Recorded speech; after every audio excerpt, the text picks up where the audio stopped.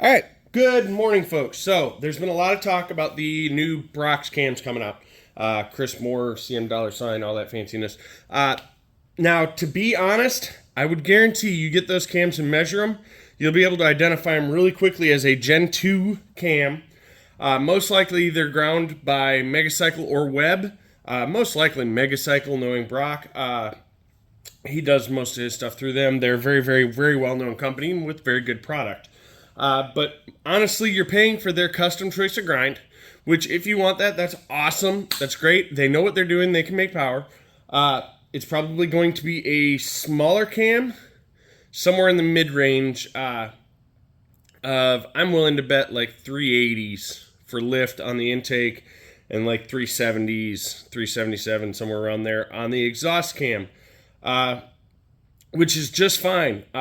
But what I want to show you here is the differences. So what we have here, this is a Webb 415 intake cam. This cam's actually damaged the bike it came out of. I don't suggest doing greater than 400 lift on the street. He had 25,000 miles on the bike, and he wiped out a cam. This is a Gen 2 exhaust cam. You can tell it's an exhaust cam. It doesn't have the cam sensor pickup on the end of it.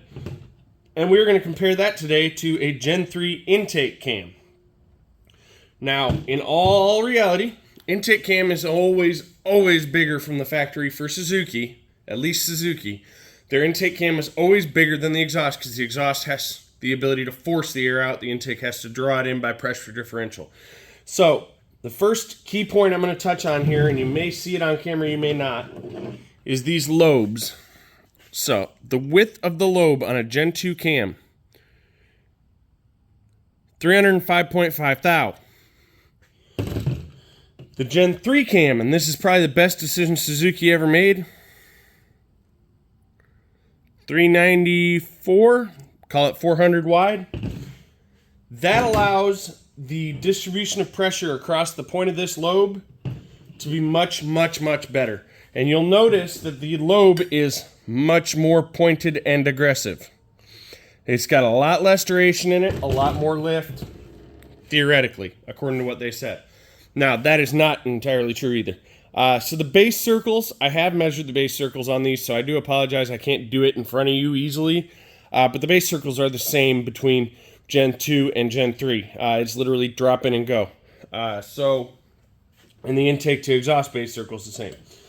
I'm going to show you this here. This is the intake cam. Without braking, we're not doing any edits. We are 1,440, right? On an intake cam, 1,440 overall lift. That includes base circle. You got to take base circle out of that. But they are the same base circle. Wait, what? 1,442? So you're telling me the exhaust cam from a Gen 2 is bigger than a Gen 3? Yes, I am. So, in all reality, and I don't see it as a benefit, doing dual intake cams from a Gen 2 and a Gen 3 would be an upgrade. It'd be a pretty good upgrade. Do I think it's going to be dramatic? No. Will it make 200? Maybe, probably. But honestly, I would rather go with a set of Megacycles or another set like Yoshimura makes a set that work phenomenal that I like to use. But it's definitely a drop-in cam by all measures. But yeah, I've also seen, the Gen 3s are hollow, they're lighter. The Gen 3 is the same damn casting. I'm sorry, but they're the same damn casting. They're actually slightly different casting, but they're pretty well the same. You'll notice the oiling's moved and such, but Gen 3 cam, hollow with a plug for oil distribution. Gen 2 cam's hollow too, with a plug for oil distribution. That has nothing to do with weight savings, guys. That's just for oiling. So these are pressure oiled from one end, and it runs through all of it. Basically, the cams run full of oil at all times, completely full of oil at all times to pressure oil. It's part of where when you first fill a brand new motor, you lose a quart. About a quarter of that quart's just in the cams alone. They never lose their oil. They hold it all forever. So yeah, that's that's clarified. They are the same weight. The bearings are the same offset side, same diameter. The gears are the same.